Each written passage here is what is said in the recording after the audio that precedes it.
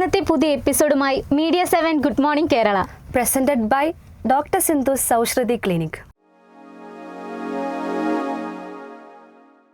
അപ്പം മേഘ, നമ്മളിന്ന് ഒരു പുതിയ മോർണിംഗ് സ്റ്റാർട്ട് ചെയ്യാൻ വേണ്ടിയിട്ട് ഇങ്ങനെ റെഡി ആയിട്ടിരിക്കുകയാണ്. സാരിയെ കൊടുത്ത് അധികം സുന്ദരികളായിട്ടാണ് ഇരിക്കുന്നത്. അതെ അതെ, സാരി എന്ന് പറയുമ്പോൾ തന്നെ നമുക്ക് മനസ്സിലേക്ക് വരുന്നത് പല ടൈപ്പ് ഓഫ് സാരീസ് നമുക്ക് അറിയാം അല്ലേ. ഇപ്പോൾ ബനാറസി സാരി, കാഞ്ചീപുരം സാരി, അങ്ങനെ കുറേ സാരി. മേക്ക് സാരിയൊക്കെ ഇഷ്ടമാണോ? സാരി എനിക്ക് ഇഷ്ടമാണ്.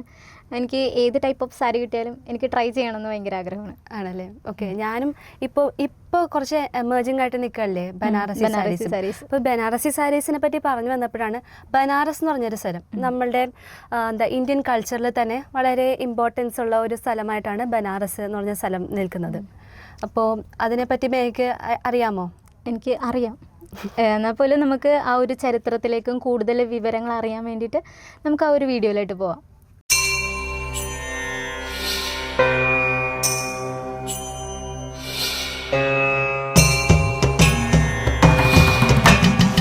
ഉത്തർപ്രദേശ് സംസ്ഥാനത്ത് ഗംഗാ നദിയുടെ പടിഞ്ഞാറൻ തീരത്ത് ഏതാണ്ട് 6 കിലോമീറ്ററിലധികം നീളത്തിൽ സ്ഥിതി ചെയ്യുന്ന ഒരു പട്ടണമാണ് ബനാറസ്.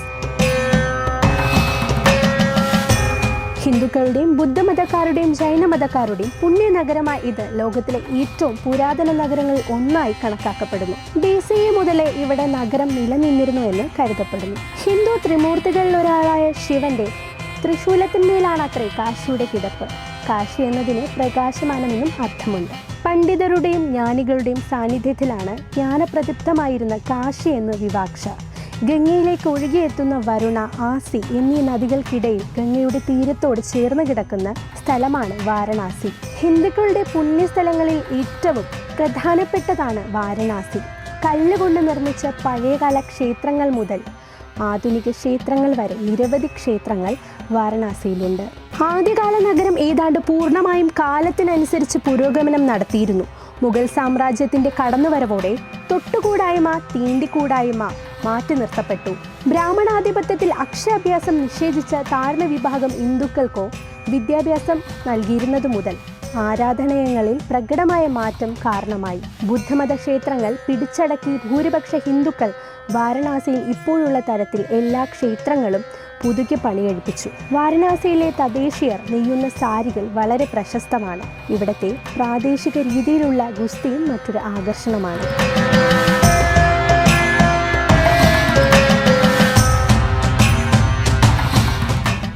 ഈ ഒരു വീഡിയോ കണ്ടപ്പോഴത്തേക്കും പല സ്ഥലങ്ങളും നമ്മൾ ടിവിയിലൂടെ പല പ്രാവശ്യമായിട്ട് നമ്മൾ കണ്ടിട്ടുണ്ട്. മൂവീസിലൊക്കെ നമ്മൾ കണ്ടിട്ടുണ്ട്. ബനാറസ് എന്ന് പറഞ്ഞ മൂവി, അല്ലെങ്കിൽ ഫാലിമി എന്ന് പറഞ്ഞ മൂവിയിലൊക്കെ, ഈ അടുത്തിറങ്ങിയ മൂവീസിലൊക്കെ നമുക്ക് ഈ ബനാറസ് എന്ന് പറഞ്ഞ സ്ഥലം അല്ലെങ്കിൽ വാരണാസി എന്ന് പറഞ്ഞ ഈ ഒരു സ്ഥലം കാണാൻ പറ്റിയിട്ടുണ്ട്. അപ്പൊ അതിനെക്കുറിച്ച് കുറച്ചുകൂടി കൂടുതൽ നമുക്ക് ഇതിൽ നിന്ന് അറിയാൻ പറ്റി അല്ലേ. നിറയെ ക്ഷേത്രങ്ങളും വെറൈറ്റി കൾച്ചേഴ്സ്, അവരുടെ കൾച്ചേഴ്സ് തന്നെ വേറെ ആയിരിക്കും. നമ്മുടെ ഇവിടുത്തെ പോലെയല്ല.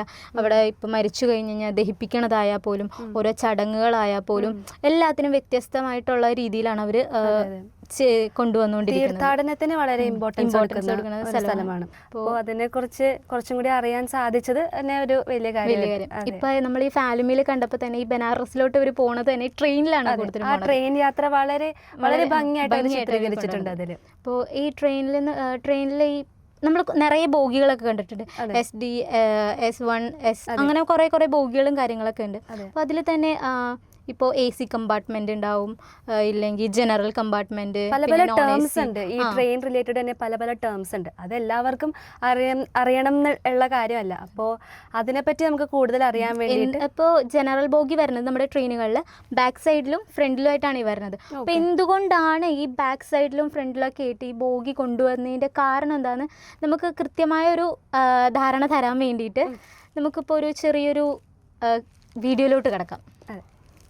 റെയിൽ യാത്രയുടെ യഥാർത്ഥ ആത്മാവ് നിങ്ങൾക്ക് അനുഭവിക്കുവാനും വൈവിധ്യമാർന്ന ആളുകളെ കണ്ടുമുട്ടുവാനും രാജ്യത്തിന്റെ ഊർജ്ജസ്വലത അനുഭവിക്കുവാനും കഴിയുന്ന ഇടമാണ് ജനറൽ കോച്ചുകൾ. ബജറ്റ് യാത്രക്കാർ, വിദ്യാർത്ഥികൾ, ദൈനംദിന യാത്രക്കാർ, സാഹസിക യാത്ര ആഗ്രഹിക്കുന്നവർ എന്നിവർക്ക് ജനറൽ കമ്പാർട്ട്മെന്റ് ഒരു ജനപ്രിയ തിരഞ്ഞെടുപ്പാണ്. മുൻകൂട്ടി ടിക്കറ്റ് ബുക്ക് ചെയ്യാത്തവരെ ഉൾക്കൊള്ളുവാൻ ഉദ്ദേശിച്ചുള്ള ട്രെയിനിലെ ഒരു ഭാഗമോ കമ്പാർട്ട്മെന്റോ ആണ് ഒരു ട്രെയിനിന്റെ UR കോച്ച്. ഇതിനെ ജനറൽ കോച്ച് അല്ലെങ്കിൽ റിസർവ് ചെയ്യാത്ത കമ്പാർട്ട്മെന്റ് എന്നും വിളിക്കുന്നു. ഈ തരത്തിലുള്ള കോച്ചുകൾ സാധാരണയായി മെയിൽ അല്ലെങ്കിൽ എക്സ്പ്രസ് ട്രെയിനുകൾ, പാസഞ്ചർ ട്രെയിനുകൾ പോലും ഉപയോഗിക്കുന്നു.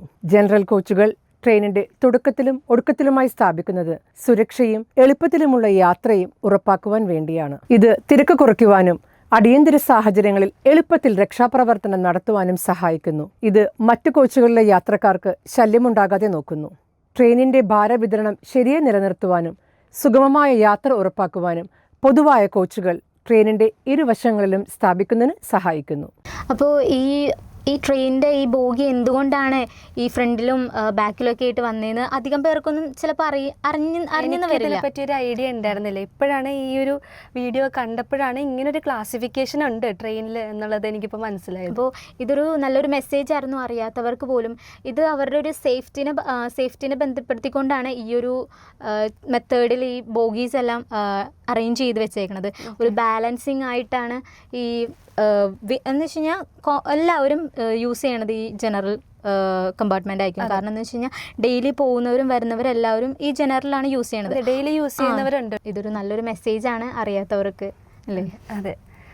അപ്പോൾ അടുത്ത ഒരു സെഗ്മെൻ്റ് എന്ന് പറയുന്നത് നമുക്ക് ആർക്കും നമ്മളിപ്പോൾ ഇപ്പോഴത്തെ നമ്മൾ യൂസ് ചെയ്യുന്ന ട്രാൻസാക്ഷൻസിന് പേയ്മെൻറ്റിനൊക്കെ വേണ്ടി യൂസ് ചെയ്യുന്നത് ഗൂഗിൾ പേയോ ക്രെഡിറ്റ് കാർഡൊക്കെ ഇപ്പോൾ മിക്കവരും യൂസ് ചെയ്യുന്ന ഒരു കാര്യമാണ്. അപ്പോൾ ക്രെഡിറ്റ് കാർഡിൽ തന്നെ നമ്മൾ അധികം ആർക്കും, അതായത് ഇപ്പോൾ ഇന്ത്യയിൽ തന്നെ വളരെ ചുരുക്കം ആൾക്കാർക്കുള്ളൂ. ഇപ്പോൾ ലോകത്തിൽ നോക്കുകയാണെങ്കിൽ റെയർ ആയിട്ടുള്ള ആൾക്കാർക്ക് മാത്രമുള്ള രീതിയിലുള്ളൊരു കാർഡാണ് അമേരിക്കൻ എക്സ്പ്രസ് എന്നാണ് ഇതിനെ പറയുന്നത്.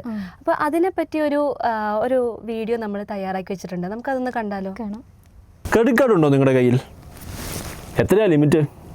1 ലക്ഷം, 10 ലക്ഷം?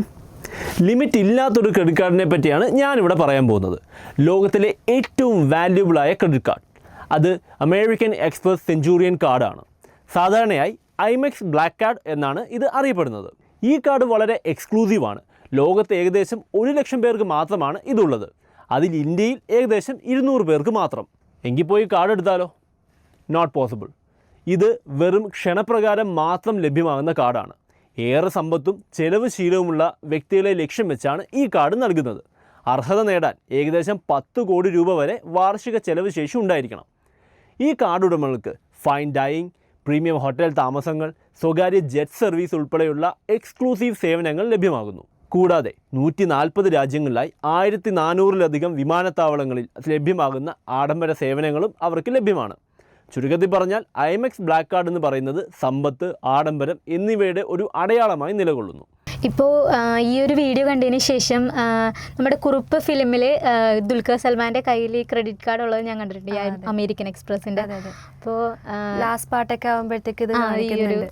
അപ്പോൾ ഇത് നമുക്ക് മനസ്സിലായില്ലേ, ഇത് നമ്മുടെ കയ്യിലുണ്ടെങ്കിൽ ഏത് നമ്മൾ റിച്ച് ആണ് അല്ലെങ്കിൽ നമ്മളൊരു ഫേമസ് ആയിട്ടുള്ളൊരു പേഴ്സണാലിറ്റിയാണ്. അപ്പോൾ അങ്ങനെ വരുമ്പോഴത്തേക്ക് ഈ കാർഡ് നമുക്കുള്ളൂ. അതായത് നമുക്ക് അപ്ലൈ ചെയ്യാൻ പറ്റില്ല.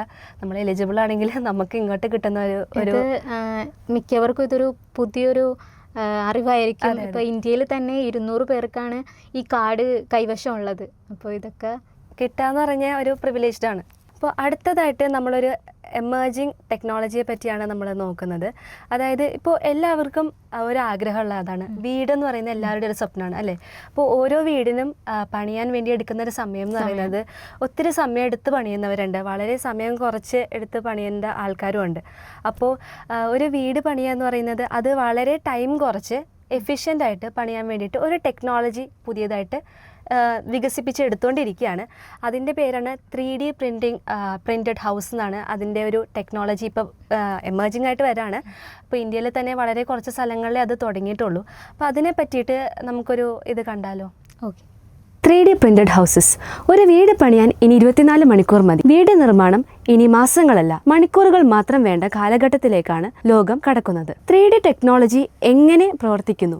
വലിയ പ്രിന്ററുകൾ ഉപയോഗിച്ച് വീട് അത്യാധുനിക രീതിയിൽ പ്രിന്റ് ചെയ്യപ്പെടുന്നു. 3D പ്രിന്ററുകൾ കോൺക്രീറ്റ് പോലെയുള്ള പ്രത്യേക മിശ്രിതം ഉപയോഗിച്ച് വീടിന്റെ ഭാഗങ്ങൾ ലെയർ ബൈ ലെയറായി നിർമ്മിക്കുന്നു. വരയ്ക്കുന്നത് പോലെ മതിലുകൾ, തറ, കോണുകൾ എല്ലാം പ്രിന്റ് ചെയ്യാൻ ഈ പ്രിന്റർക്ക് കഴിയും. ചില കമ്പനികൾ വെറും 24 മണിക്കൂറിൽ വീട് പണിയുന്നതിൽ വിജയിച്ചിട്ടുണ്ട്.